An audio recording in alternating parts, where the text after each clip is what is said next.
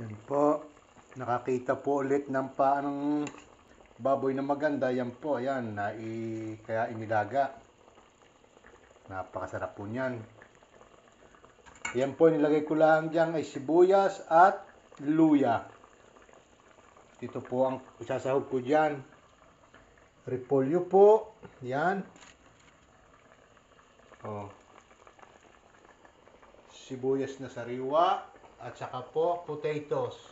Yan lamang po. Yan.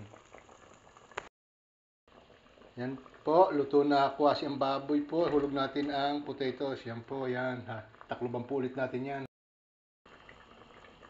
Yan, halo po natin yan ay. Napakaganda po niyan ay. Oh. Kaya ko po nabili yan. Napagusto rin po ako. Yan, hulog ko naman po yan. Kakamayin ko na yan ganyan. Yan po. Dadamihan ko na po yan. Dinamihan ko na po yan ng mas masarap. Yan po. Yan po, nagkukulo na. Yan. Paluto na po. Hulog naman natin itong sibuyas mong sariwa. Yan. Huli.